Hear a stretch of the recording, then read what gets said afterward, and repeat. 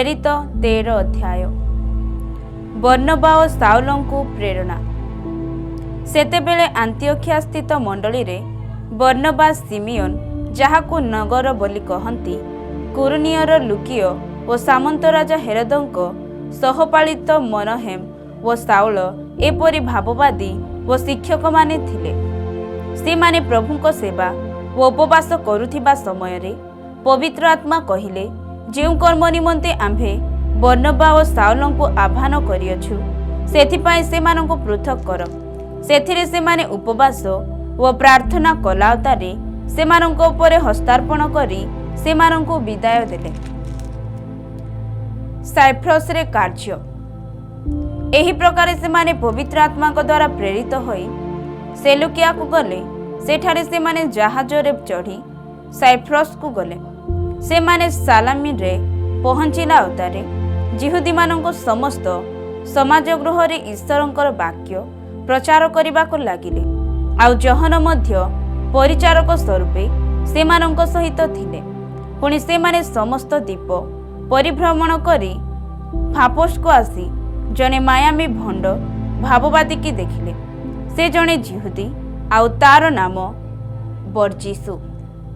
से शासनकर्ता सेर्गियो पाउलଙ୍କ सांगरे थिला। सेही शासनकर्ता जने बुद्धिमान व्यक्ति। से बर्नबा व साउलଙ୍କୁ आपणा निकटकू डाकी ईश्वरंकर वाक्य शुणिबाकू इच्छा कले। किंतु सेही मायावी अलिमा अनुवाद कले एही नामर अर्थ मायावी। सेही शासनकर्ताଙ୍କ विश्वासरू विमुख करिबा चेष्टारे सेमानଙ୍କୁ प्रतिरोध करिबाकू लागिला। मात्र साउल, जहांको पाउल मध्य कहंती, पवित्र आत्मारे पूर्ण होई ताकू निरीक्षण करी कहिले, आरे समस्त प्रकार छल व दुर्धतारे परिपूर्ण आ समस्त प्रकार धार्मिकतार शत्रु शयतानर संतान, तुम्हें प्रभुंकर सरल पथ को वक्र करिबा रुखी क्षांत हेब नाही। आउ एबे देख, प्रभुंकर हस्त तुम्भ परे रहिअछि।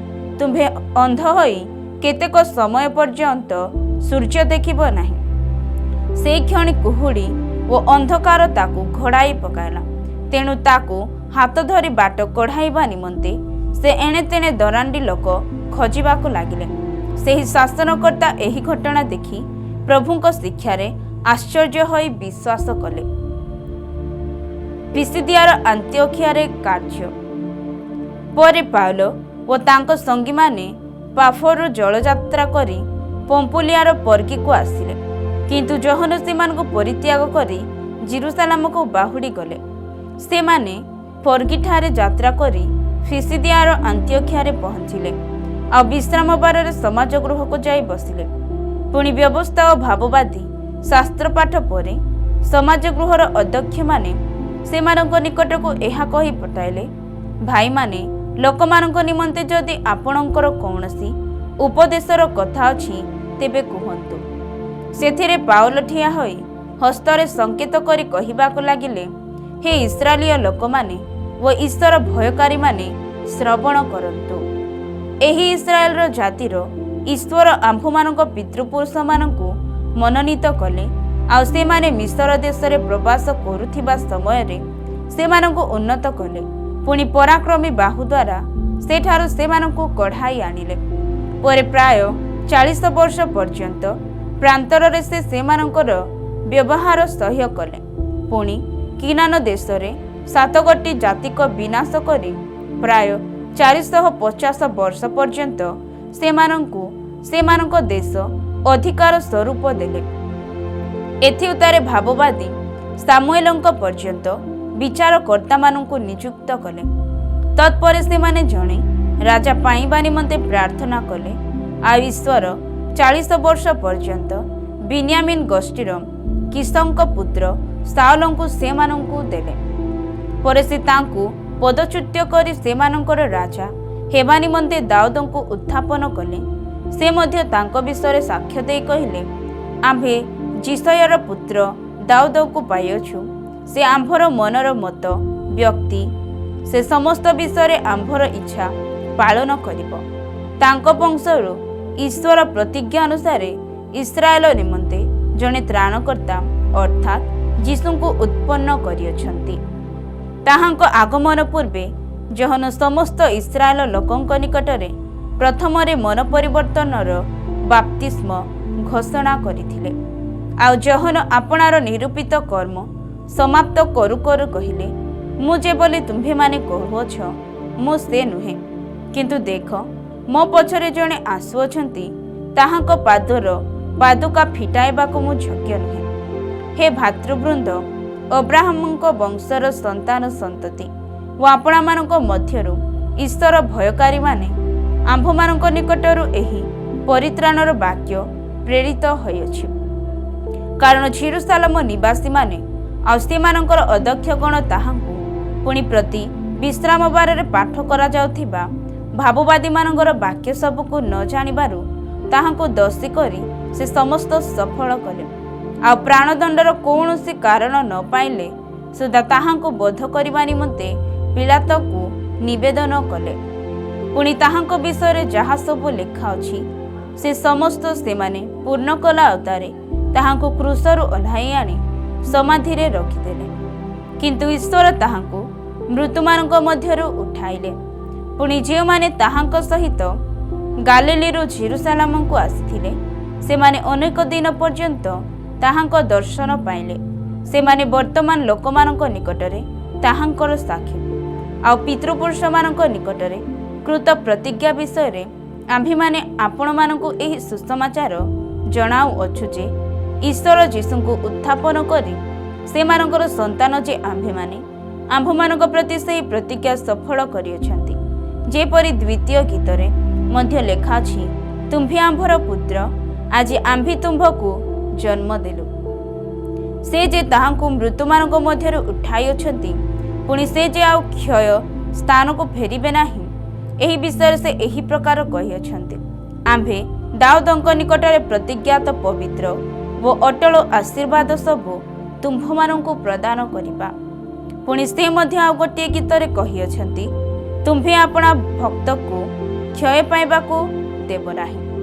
ଦାଉଦ ତ ଆପଣା ସମକାଳୀନ ଲୋକମାନଙ୍କ ମଧ୍ୟରେ ଈଶ୍ୱରଙ୍କର ସଂକଳ୍ପ ଅନୁସାରେ ସେବକର କାର୍ଯ୍ୟ କଲା ଅବତାରେ ମହାନିଦ୍ରା ପ୍ରାପ୍ତ ହେଲେ ଏବଂ ଆପଣା ପିତୃପୁରୁଷମାନଙ୍କ ନିକଟରେ ସମାଧିସ୍ଥ ହୋଇ କ୍ଷୟ ପାଇଲେ। କିନ୍ତୁ ଯାହାଙ୍କୁ ଈଶ୍ୱର ଉଠାଇଅଛନ୍ତି ସେ କ୍ଷୟ ପାଇ ନାହାନ୍ତି। ଅତଏବ ହେ ଭାଇମାନେ, ଆପଣମାନେ ଏହା ଅବଗତ ହେଉନ୍ତୁ, ଏହି ବ୍ୟକ୍ତିଙ୍କ ଦ୍ୱାରା ଆପଣମାନଙ୍କ ନିକଟରେ ପାପମୋଚନ ପ୍ରଚାର କରାଯାଉଅଛି। ପୁଣି ମୋଶାଙ୍କ ବ୍ୟବସ୍ଥା ଦ୍ୱାରା ଯେ ସମସ୍ତ ବିଷୟରୁ ଆପଣମାନେ ମୁକ୍ତ ହୋଇ ଧାର୍ମିକ ଗଣିତ ହୋଇପାରିଲେ ନାହିଁ, ବିଶ୍ୱାସକାରୀ ପ୍ରତ୍ୟେକ ଲୋକ ତାହାଙ୍କ ଦ୍ୱାରା ସେହି ସମସ୍ତ ବିଷୟରୁ ମୁକ୍ତ ହୋଇ ଧାର୍ମିକ ଗଣିତ ହୁଅନ୍ତି। ତେଣୁ ସାବଧାନ, କାଳେ ଭାବବାଦୀମାନଙ୍କ ଶାସ୍ତ୍ରରେ ଯାହା କୁହାଯାଇଅଛି ତାହା ଯେପରି ଆପଣମାନଙ୍କ ପ୍ରତି ନ ଘଟେ। ହେ ଅବଜ୍ଞାକାରୀମାନେ, ତୁମ୍ଭେମାନେ ଦେଖି ପୁଣି ଚମତ୍କୃତ ହୋଇ ବିନଷ୍ଟ ହୁଅ। ଯେଣୁ ଆମ୍ଭେ ତୁମ୍ଭମାନଙ୍କ ସମୟରେ ଗୋଟିଏ କାର୍ଯ୍ୟ ସାଧନ କରୁଅଛୁ। ଯଦି କେହି ସେହି କାର୍ଯ୍ୟ ତୁମ୍ଭମାନଙ୍କ ନିକଟରେ ବର୍ଣ୍ଣନା କରେ, ତେବେ ତୁମ୍ଭେମାନେ କୌଣସି ପ୍ରକାରେ ତାହା ବିଶ୍ୱାସ କରିବ ନାହିଁ। ସେମାନେ ବାହାରି ଯାଉଥିବା ସମୟରେ ଯେପରି ପରବର୍ତ୍ତୀ ବିଶ୍ରାମ ବାରରେ ସେହି ସବୁ କଥା ସେମାନଙ୍କୁ କୁହାଯାଏ, ଏଥିପାଇଁ ସେମାନେ ବିନତି କରିବାକୁ ଲାଗିଲେ। ସଭା ସାଙ୍ଗ ହେଲା ଅତାରେ ଯିହୁଦୀ ଓ ଯିହୁଦୀ ମତାଲମ୍ବୀ ବିଜାତୀୟମାନଙ୍କ ମଧ୍ୟରୁ ଅନେକେ ପାଉଲ ଓ ବର୍ଣ୍ଣବାଙ୍କ ପଛେ ପଛେ ଗଲେ।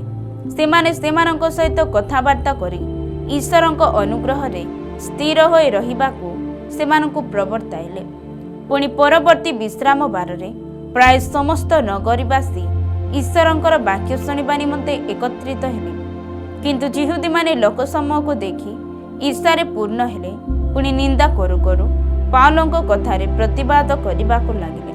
ସେଥିରେ ପାଉଲ ଓ ବର୍ଣ୍ଣବା ସାହସପୂର୍ବକ କହିଲେ, ପ୍ରଥମରେ ଆପଣମାନଙ୍କ ନିକଟରେ ଈଶ୍ୱରଙ୍କର ବାକ୍ୟ କୁହାଯିବା ଆବଶ୍ୟକ ଥିଲା।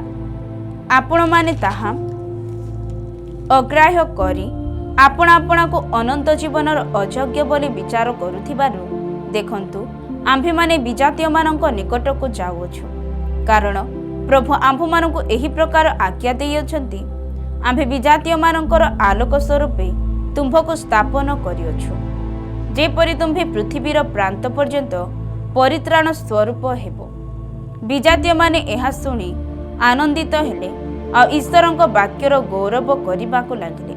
ପୁଣି ଯେତେ ଲୋକ ଅନନ୍ତ ଜୀବନ ନିମନ୍ତେ ନିରୂପିତ ହୋଇଥିଲେ ସେମାନେ ବିଶ୍ୱାସ କଲେ। ଆଉ ସମୁଦାୟ ଅଞ୍ଚଳରେ ପ୍ରଭୁଙ୍କର ବାକ୍ୟ ବ୍ୟାପିଗଲା। କିନ୍ତୁ ଯିହୁଦୀ ମତାବଲମ୍ବୀ ବିଜାତୀୟ ସମ୍ଭ୍ରାନ୍ତ ମହିଳାମାନଙ୍କୁ ଓ ନଗରର ପ୍ରଧାନ ବ୍ୟକ୍ତିଙ୍କୁ ଯିହୁଦୀମାନେ ଉତ୍ତେଜିତ କଲେ। ପୁଣି ପାଉଲ ଓ ବର୍ଣ୍ଣବାଙ୍କ ପ୍ରତି ତାଡ଼ନା ଘଟାଇ ଆପଣମାନଙ୍କ ସୀମାରୁ ସେମାନଙ୍କୁ ବାହାର କରିଦେଲେ। ସେଥିରେ ସେମାନେ ଆପଣା ଆପଣା ପାଦର ଧୂଳି ସେମାନଙ୍କ ବିରୁଦ୍ଧରେ ଛାଡ଼ିଦେଇ ଇକୋନିଆକୁ ଗଲେ। ଆଉ ଶିଷ୍ୟମାନେ ଆନନ୍ଦରେ ଓ ପବିତ୍ର ଆତ୍ମାରେ ପୂର୍ଣ୍ଣ ହେବାକୁ ଲାଗିଲେ। ପ୍ରେରିତ 14 ଅଧ୍ୟାୟ। ଇକୋନିଆରେ କାର୍ଯ୍ୟ। ଇକୋନିଆରେ ମଧ୍ୟ ସେହି ପ୍ରକାର ଘଟିଲା। ସେମାନେ ଯିହୁଦୀମାନଙ୍କ ସମାଜ ଗୃହରେ ପ୍ରବେଶ କରି ଏପରି କଥା କହିଲେ ଯେ ଯିହୁଦୀ ଓ ଗ୍ରୀକମାନଙ୍କ ମଧ୍ୟରୁ ବହୁ ସଂଖ୍ୟକ ଲୋକ ବିଶ୍ୱାସ କଲେ। କିନ୍ତୁ ଯେଉଁ ଯିହୁଦୀମାନେ ବିଶ୍ୱାସ କଲେ ନାହିଁ ସେମାନେ ବିଜାତୀୟମାନଙ୍କ ମନକୁ ଉତ୍ତେଜିତ କରି ଭାଇମାନଙ୍କ ବିରୁଦ୍ଧରେ ମନ୍ଦଭାବ ଜନ୍ମାଇ ଦେଲେ। ସେମାନେ ଅନେକ ଦିନ ପର୍ଯ୍ୟନ୍ତ ସେହି ସ୍ଥାନରେ ରହି ପ୍ରଭୁଙ୍କ ଉପରେ ନିର୍ଭର କରି ସାହସରେ ପ୍ରଚାର କଲେ। ଆଉ ସେମାନଙ୍କ ହସ୍ତ ଦ୍ୱାରା ନାନା ଲକ୍ଷଣ ଓ ଅଦ୍ଭୁତ କର୍ମ ସାଧନ କରି ଆପଣା ଅନୁଗ୍ରହ ବାକ୍ୟ ସପକ୍ଷରେ ସାକ୍ଷ୍ୟ ଦେଲେ। କିନ୍ତୁ ନଗରର ଲୋକସମୂହ ଦୁଇ ଦଳ ହେଲେ, ଦଳେ ଯିହୁଦୀମାନଙ୍କ ପକ୍ଷରେ ଆଉ ଦଳେ ପ୍ରେରିତମାନଙ୍କ ପକ୍ଷରେ।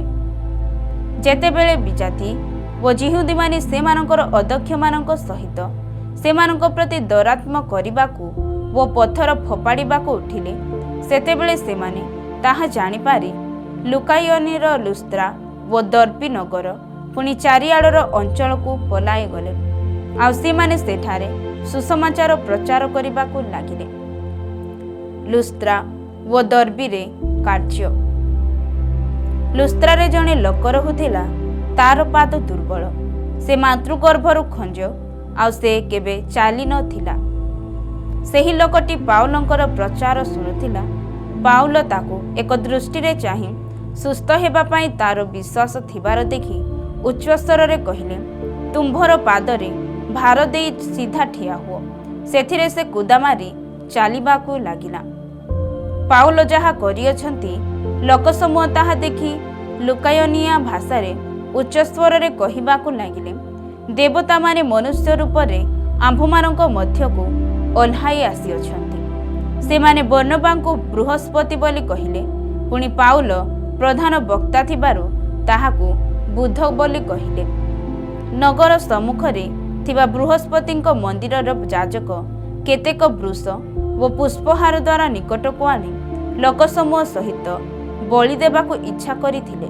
କିନ୍ତୁ ପ୍ରେରିତମାନେ ଅର୍ଥାତ୍ ବର୍ଣ୍ଣବା ଓ ପାଉଲ ଏହା ଶୁଣି ଆପଣା ଆପଣା ବସ୍ତ୍ର ଚିରି ଲୋକସମୂହ ମଧ୍ୟକୁ ବେଗେ ଦୌଡ଼ି ଯାଇ ଉଚ୍ଚସ୍ୱରେ କହିବାକୁ ଲାଗିଲେ, ହେ ମହାଶୟମାନେ, କାହିଁକି ଏହି ସମସ୍ତ କରୁଅଛନ୍ତି? ଆମ୍ଭେମାନେ ମଧ୍ୟ ଆପଣମାନଙ୍କ ପରି ସୁଖ ଦୁଃଖ ଭୋଗୀ ମନୁଷ୍ୟ। ଆପଣମାନଙ୍କ ନିକଟରେ ଏହି ସୁସମାଚାର ପ୍ରଚାର କରୁଅଛୁ, ଯେପରି ଆପଣମାନେ ଏହିସବୁ ଅସାର ଓ ବସ୍ତୁଠାରୁ ବିମୁଖ ହୋଇ ଜୀବନ୍ତ ଈଶ୍ୱରଙ୍କ ପ୍ରତି ଫେରନ୍ତି। ସେ ଆକାଶ ମଣ୍ଡଳ, ପୃଥିବୀ, ସମୁଦ୍ର ଓ ସେସବୁରେ ଥିବା ସମସ୍ତ ସୃଷ୍ଟି କରିଅଛନ୍ତି। ସେ ଅତୀତ ପୁରୁଷ ପରମ୍ପରାରେ ସମସ୍ତ ଜାତିର ଲୋକଙ୍କୁ ଆପଣା ଆପଣା ପଥରେ ଚାଲିବାକୁ ଛାଡ଼ି ଦେଇଥିଲେ। ତଥାପି ସେ ଆପଣାକୁ ସାକ୍ଷ୍ୟବିହୀନ କରି ରଖିନାହାନ୍ତି, କାରଣ ସେ ମଙ୍ଗଳମୟ। ତଥାପି ସେ ଆପଣାକୁ ସାକ୍ଷ୍ୟବିହୀନ କରି ରଖିନାହାନ୍ତି, କାରଣ ସେ ମଙ୍ଗଳ କରିଅଛନ୍ତି। ଆଉ ଆକାଶର ବୃଷ୍ଟି ଓ ଫଳଦାୟକ ଋତୁଗୁଡ଼ିକ ଦେଇ ଭୋଗ୍ୟ ଓ ଆନନ୍ଦରେ ଆପଣମାନଙ୍କ ହୃଦୟ ପରିତୃପ୍ତ କରିଅଛନ୍ତି। ଏହିସବୁ କଥା କହି ସେମାନେ ଅତି କଷ୍ଟରେ ସେମାନଙ୍କ ଉଦ୍ଦେଶ୍ୟରେ ବଳିଦାନ କରିବାକୁ ଲୋକସମୂହକୁ ନିବୃତ୍ତ କଲେ। ଲୁସ୍ତ୍ରାରେ ପାଉଲଙ୍କୁ ପ୍ରସ୍ତରାଘାତ। କିନ୍ତୁ ଆନ୍ତିଓଖିଆ ଓ ଇକୋନିଆରୁ ସେଠାକୁ ଯିହୁଦୀମାନେ ଆସି ଲୋକସମୂହକୁ ପ୍ରବର୍ତ୍ତାଇଲେ। ପୁଣି ପାଉଲଙ୍କୁ ପଥର ମାରି ସେ ମରିଅଛନ୍ତି ବୋଲି ମନେକରି ବାହାରକୁ ଟାଣି ଘେନିଗଲେ। ମାତ୍ର ଶିଷ୍ୟମାନେ ତାଙ୍କୁ ଘେରି ଠିଆ ହୁଅନ୍ତେ ସେ ଉଠି ନଗର ମଧ୍ୟରେ ପ୍ରବେଶ କଲେ परदिन से बर्नबाଙ୍କ सहित दर्बी को बाहरी गले। सेमाने सेही नगर रे सुसमाचार प्रचार करी अनेकों शिष्य कला उतारे लुस्त्रा इकोनिया और आंतियोखिया को बाहुड़ी आसिले। पुणी से स्थान मानक शिष्य मानक मन को सुस्थिर कले वो विश्वास रे अटल रहिबा पाई सेमानकु उत्साह प्रदान करी कहिले अनेक क्लेश मध्य देई आम्भमानकु ईश्वरଙ୍କ राज्ୟରେ प्रवेश କରିବାକୁ ହେବ। ଆଉ ସେମାନେ ସେମାନଙ୍କ ନିମନ୍ତେ ପ୍ରତ୍ୟେକ ମଣ୍ଡଳୀରେ ପ୍ରାଚୀନମାନଙ୍କୁ ନିଯୁକ୍ତ କରି ଉପବାସ ସହିତ ପ୍ରାର୍ଥନା କଲେ। ପୁଣି ଯେଉଁ ପ୍ରଭୁଙ୍କଠାରେ ସେମାନେ ବିଶ୍ୱାସ କରିଥିଲେ ତାହାଙ୍କ ହସ୍ତରେ ସେମାନଙ୍କୁ ସମର୍ପଣ କଲେ। ସିରିଆର ଆନ୍ତିଓଖିଆକୁ ପ୍ରତ୍ୟାବର୍ତ୍ତନ ପରେ ସେମାନେ ଫିସିଦିଆ ମଧ୍ୟ ଦେଇ ପମ୍ପୁଲିଆକୁ ଆସିଲେ। ଆଉ ପର୍ଗିରେ ବାକ୍ୟ ପ୍ରଚାର କରି ଆତାଲିଆକୁ ଗଲେ। ସେଠାରୁ ସେମାନେ ଆନ୍ତିଓଖିଆକୁ ଜାହାଜରେ ଯାତ୍ରା କଲେ। ସେମାନେ ଯେଉଁ କାର୍ଯ୍ୟ ସାଧନ କରିଥିଲେ ତାହା କରିବା ନିମନ୍ତେ ଈଶ୍ୱରଙ୍କ ଅନୁଗ୍ରହରେ ସମର୍ପିତ ହୋଇ ସେ ସ୍ଥାନରୁ ବାହାରିଥିଲେ। ସେମାନେ ପହଞ୍ଚି ମଣ୍ଡଳୀକୁ ଏକତ୍ର କଲେ। ପୁଣି ଈଶ୍ୱର ସେମାନଙ୍କ ସାଙ୍ଗରେ ଥାଇ ଯେ ସମସ୍ତ କାର୍ଯ୍ୟ କରିଥିଲେ ଓ ବିଜାତୀୟମାନଙ୍କ ପ୍ରତି ବିଶ୍ୱାସର ଦ୍ୱାର ଫିଟାଇ ଦେଇଥିଲେ ସେହି ସବୁ ବର୍ଣ୍ଣନା କଲେ। ଆଉ ସେମାନେ ଶିଷ୍ୟମାନଙ୍କ ସହିତ ଅନେକ ଦିନ ପର୍ଯ୍ୟନ୍ତ ରହିଲେ। ପ୍ରେରିତ 15 ଅଧ୍ୟାୟ। ଜେରୁସାଲେମର ଖ୍ରୀଷ୍ଟୀୟ ସଭା। ଏଥିମଧ୍ୟରେ କେତେକ ଲୋକ ଯିହୁଦୀ ପ୍ରଦେଶରୁ ଆସି ଭାଇମାନଙ୍କୁ ଏହି ଶିକ୍ଷା ଦେବାକୁ ଲାଗିଲେ, ମୋଶାଙ୍କ ବିଧି ଅନୁସାରେ ତୁମ୍ଭମାନଙ୍କର ସୁନ୍ନତ ନହେଲେ ପରିତ୍ରାଣ ପାଇପାରିବ ନାହିଁ। ଏଥିରେ ପାଉଲ ବର୍ଣ୍ଣବାଙ୍କର ସେମାନଙ୍କ ସାଙ୍ଗରେ ଅନେକ ବାକ୍ଯୁଦ୍ଧ ଓ ବାଦାନୁବାଦ ହେବାରୁ ଭାଇମାନେ ପାଉଲ ଓ ବର୍ଣ୍ଣବା ଓ ଆପଣମାନଙ୍କ ମଧ୍ୟରୁ ଆଉ କେତେକ ଜଣ ଏହି ପ୍ରଶ୍ନ ଘେନି ଜେରୁସାଲେମସ୍ଥ ପ୍ରେରିତ ଓ ପ୍ରାଚୀନମାନଙ୍କ ନିକଟକୁ ଯାଆନ୍ତୁ ବୋଲି ସ୍ଥିର କଲେ। ଅତଏବ ମଣ୍ଡଳୀ ସେମାନଙ୍କୁ ବାଟ ବଳାଇ ବିଦାୟ ଦେଲା ଉତ୍ତାରେ ସେମାନେ ଫେନିକିଆ ଓ ସମୀରଣ ଦେଇ ଯାଉ ଯାଉ ବିଜାତୀୟମାନଙ୍କ ମନ ଅତଏବ ମଣ୍ଡଳୀ ସେମାନଙ୍କୁ ବାଟ ବଳାଇ ବିଦାୟ ଦେଲା ଉତ୍ତାରେ ସେମାନେ ଫେନିକିଆ ଓ ସମୀରଣ ଦେଇ ଯାଉ ଯାଉ ବିଜାତୀୟମାନଙ୍କ ମନ ପରିବର୍ତ୍ତନ ବିଷୟ ବର୍ଣ୍ଣନା କରି ସମସ୍ତ ଭାଇମାନଙ୍କର ମହାନନ୍ଦ ଜନ୍ମାଇଲେ। ପରେ ସେମାନେ ଜେରୁସାଲେମରେ ଉପସ୍ଥିତ ହୋଇ ମଣ୍ଡଳୀ ପୁଣି ପ୍ରେରିତ ଓ ପ୍ରାଚୀନମାନଙ୍କ ଦ୍ୱାରା ଅଭ୍ୟର୍ଥନା ପ୍ରାପ୍ତ ହେଲେ। ଆଉ ଈଶ୍ୱର ସେମାନଙ୍କ ସାଙ୍ଗରେ ଥାଇ ଯେ ସମସ୍ତ କାର୍ଯ୍ୟ କରିଥିଲେ ସେହି ସବୁ ବର୍ଣ୍ଣନା କଲେ। କିନ୍ତୁ ଫାରୁସୀ ଦଳର କେତେଜଣ ବିଶ୍ୱାସୀ ଉଠି କହିଲେ, ବିଜାତୀୟ ଶିଷ୍ୟମାନଙ୍କୁ ସୁନ୍ନତ କରିବା ଓ ମୋଶାଙ୍କର ବ୍ୟବସ୍ଥା ପାଳନ କରିବା ନିମନ୍ତେ ସେମାନଙ୍କୁ ଆଜ୍ଞା ଦେବା ଆବଶ୍ୟକ। ପରେ ସେ ଏହି ବିଷୟ ଆଲୋଚନା କରିବା ନିମନ୍ତେ ପ୍ରେରିତ ଓ ପ୍ରାଚୀନମାନେ ସମବେତ ହେଲେ। ଅନେକ ତର୍କ ବିତର୍କ ହେଲା ଉତ୍ତାରେ ପିତର ଉଠି ସେମାନଙ୍କୁ କହିଲେ, ହେ ଭାଇମାନେ, ଆପଣମାନେ ଜାଣନ୍ତି ଯେ ମୋହର ମୁଖ ଦ୍ୱାରା ବିଜାତୀୟମାନେ ଯେପରି ସୁସମାଚାର ବାକ୍ୟ ଶୁଣି ବିଶ୍ୱାସ କରନ୍ତି, ଏଥିପାଇଁ ଅନେକ ଦିନ ପୂର୍ବେ ଈଶ୍ୱର ଆପଣମାନଙ୍କ ମଧ୍ୟରୁ ମୋତେ ମନୋନୀତ କରିଥିଲେ। ଅନ୍ତର୍ଯ୍ୟାମୀ ଈଶ୍ୱର ଆମ୍ଭମାନଙ୍କୁ ଯେପରି ପବିତ୍ର ଆତ୍ମା ଦାନ କରିଅଛନ୍ତି, ସେମାନଙ୍କୁ ମଧ୍ୟ ସେହିପରି ଦାନ କରି ସେମାନଙ୍କ ପକ୍ଷରେ ସାକ୍ଷ୍ୟ ଦେଇ ଅଛନ୍ତି। ଆଉ ସେ ଆମ୍ଭମାନଙ୍କ ଓ ସେମାନଙ୍କ ମଧ୍ୟରେ କୌଣସି ପ୍ରଭେଦ ନ ରଖି ଆଉ ସେ ଆମ୍ଭମାନଙ୍କୁ ଓ ସେମାନଙ୍କ ମଧ୍ୟରେ କୌଣସି ପ୍ରଭେଦ ନ ରଖି ବିଶ୍ୱାସ ଦ୍ୱାରା ସେମାନଙ୍କର ହୃଦୟ ସୂଚି କରିଅଛନ୍ତି। ଏଣୁ ଯେଉଁ ଜୁଆଳି ଆମ୍ଭମାନଙ୍କ ପିତୃପୁରୁଷ ଓ ଆମ୍ଭେମାନେ ବହିବାର ଅକ୍ଷମ ହେଲୁ, ସେହି ଜୁଆଳି ଶିଷ୍ୟମାନଙ୍କ କାନ୍ଧରେ ଦେଇ କାହିଁକି ଆପଣମାନେ ଈଶ୍ୱରଙ୍କୁ ପରୀକ୍ଷା କରୁଅଛନ୍ତି? କିନ୍ତୁ ସେମାନେ ଯେ ପ୍ରକାର ଆମ୍ଭେମାନେ ମଧ୍ୟ ସେ ପ୍ରକାର ପ୍ରଭୁ ଯୀଶୁଙ୍କ ଅନୁଗ୍ରହରେ ପରିତ୍ରାଣ ପାଇବୁ ବୋଲି ବିଶ୍ୱାସ କରୁଅଛୁ। ଏଥିରେ ସଭାସ୍ଥ ସମସ୍ତେ ନୀରବ ରହିଲେ। ଆଉ ବର୍ଣ୍ଣବା ଓ ପାଉଲଙ୍କ ଦ୍ୱାରା ବିଜାତୀୟମାନଙ୍କ ମଧ୍ୟରେ ଈଶ୍ୱରଙ୍କର ଯେ ସମସ୍ତ ଲକ୍ଷଣ ଓ ଅଦ୍ଭୁତ କର୍ମମାନ ସାଧନ କରିଥିଲେ, ସେମାନଙ୍କଠାରୁ ସେଥିର ବୃତ୍ତାନ୍ତ ଶ୍ରବଣ କରିବାକୁ ଲାଗିଲେ। ସେମାନଙ୍କ କଥା ଶେଷ ହେଲା ତାରେ ଯାକୋବ ଉତ୍ତର ଦେଇ କହିଲେ, ହେ ଭାଇମାନେ, ମୋହର କଥା ଶୁଣନ୍ତୁ।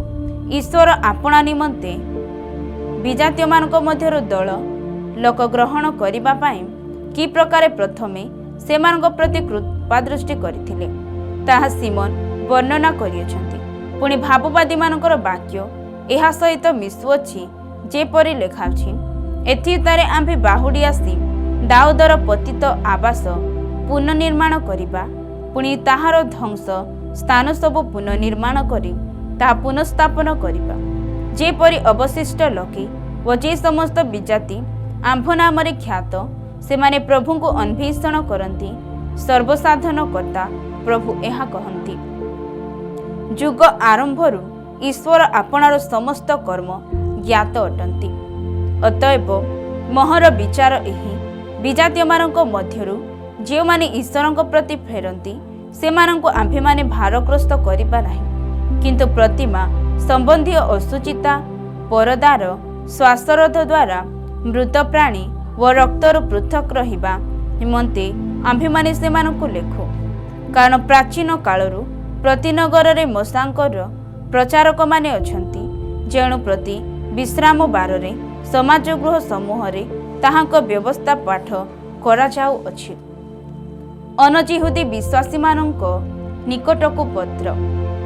ସେତେବେଳେ ପ୍ରେରିତ ଓ ପ୍ରାଚୀନମାନେ ସମସ୍ତ ମଣ୍ଡଳୀ ସହିତ ଆପଣମାନଙ୍କ ମଧ୍ୟରୁ ଲୋକ ଅର୍ଥାତ୍ ଭାତୃବୃନ୍ଦଙ୍କ ମଧ୍ୟରୁ ଅଗ୍ରଗଣ୍ୟ ବର୍ଣ୍ଣବା ନାମରେ ଖ୍ୟାତ ଯିହୁଦା ଓ ସିଲାମକୁ ମନୋନୀତ କରି ପାଉଲ ଓ ବର୍ଣ୍ଣବାଙ୍କ ସହିତ ଆନ୍ତିଓଖିଆକୁ ପଠାଇବାକୁ ବିହିତ ବୁଝିଲେ। ଆଉ ସେମାନେ ସେମାନଙ୍କ ହାତରେ ଏହା ଲେଖି ପଠାଇଲେ, ଆନ୍ତିଓଖିଆ, ସୁରିଆ ଓ କିଲିକିଆସ୍ଥ ବିଜାତୀୟ ଭାତୃବୃନ୍ଦଙ୍କ ପ୍ରେରିତ ଓ ପ୍ରାଚୀନ ଭାତୃବୃନ୍ଦଙ୍କର ନମସ୍କାର।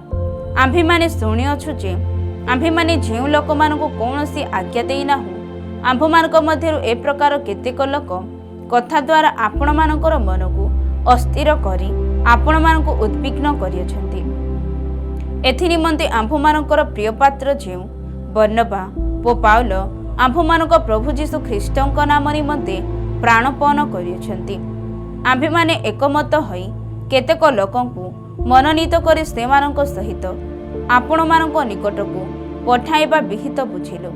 ଏଣୁ ଆମ୍ଭେମାନେ ଯିହୁଦା ଓ ସିଲାମକୁ ପଠାଇଲୁ। ଏମାନେ ମଧ୍ୟ ମୁଖରେ ଆପଣମାନଙ୍କୁ ସେହି ସମସ୍ତ କଥା ଜଣାଇଦେବେ। କାରଣ ପ୍ରତିମା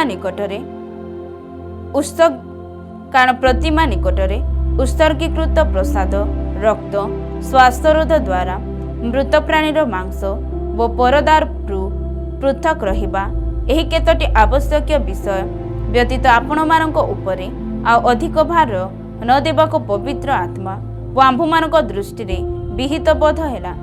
ଏହିସବୁରୁ ଆପଣା ଆପଣାକୁ ଯତ୍ନ ସହ ରକ୍ଷା କଲେ ଆପଣମାନଙ୍କର ଭଲ ହେବ, ଆପଣମାନଙ୍କର ମଙ୍ଗଳ ହେଉ। ସେମାନେ ବିଦାୟ ହୋଇ ଆନ୍ତିଓଖିଆକୁ ଆସିଲେ। ଆଉ ଶିଷ୍ୟ ସମୂହ ଏକତ୍ର କରି ପତ୍ର ଖଣ୍ଡିକ ଦେଲେ। ସେମାନେ ତାହା ପାଠ କରି ଆଶ୍ୱାସନା ପାଇଁ ଆନନ୍ଦିତ ହେଲେ। ପୁଣି ଯିହୁଦା ଓ ସିଲା ନିଜେ ନିଜେ ମଧ୍ୟ ଭାବବାଦୀ ଥିବାରୁ ଅନେକ କଥା ଦ୍ୱାରା ଭାଇମାନଙ୍କୁ ଉତ୍ସାହ ଦେଇ ସେମାନଙ୍କୁ ସୁସ୍ଥିର କଲେ।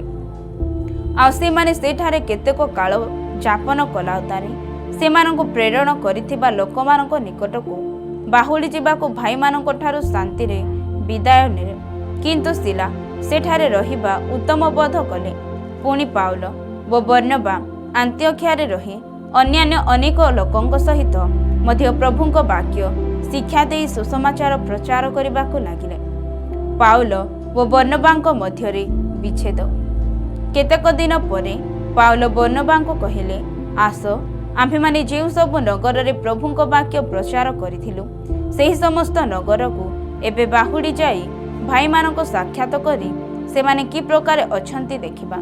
ସେଥିରେ ମାର୍କ ନାମରେ ଖ୍ୟାତ ଜହନଙ୍କୁ ମଧ୍ୟ ସାଙ୍ଗରେ ଘେନିଯିବା ପାଇଁ ବର୍ଣ୍ଣବାଙ୍କର ଇଚ୍ଛା ଥିଲା, କିନ୍ତୁ ସେ ସେମାନଙ୍କୁ ଛାଡ଼ି ପମ୍ପୁଲିଆରୁ ଚାଲି ଆସିଥିଲେ ଓ ସେମାନଙ୍କ ସହିତ କାର୍ଯ୍ୟକୁ ଯାଇନଥିଲେ। ତାଙ୍କୁ ସାଙ୍ଗରେ ନେବାକୁ ପାଉଲ ଉଚିତ ମନେ କଲେ ନାହିଁ। ସେଥିରେ ଘର ବିବାଦ ଘଟିବାରୁ ସେମାନେ ପରସ୍ପରଠାରୁ ପୃଥକ୍ ହେଲେ। ବର୍ଣ୍ଣବା ମାର୍କଙ୍କୁ ସାଙ୍ଗରେ ଘେନି ଜାହାଜରେ କୁପ୍ରକୁ ଗମନ କଲେ, କିନ୍ତୁ ପାଉଲ ସିଲାଙ୍କୁ ମନୋନୀତ କରି ଭାଇମାନଙ୍କ ଦ୍ୱାରା ପ୍ରଭୁଙ୍କ ଅନୁଗ୍ରହରେ ସମର୍ପିତ ହୋଇ ପ୍ରସ୍ଥାନ କଲେ। ଆଉ ସେ ସୁରିଆ ଓ କିଲିକିଆ ଦେଇ ଯାଉ ଯାଉ ମଣ୍ଡଳୀ ସମୂହକୁ ସୁସ୍ଥିର କଲେ।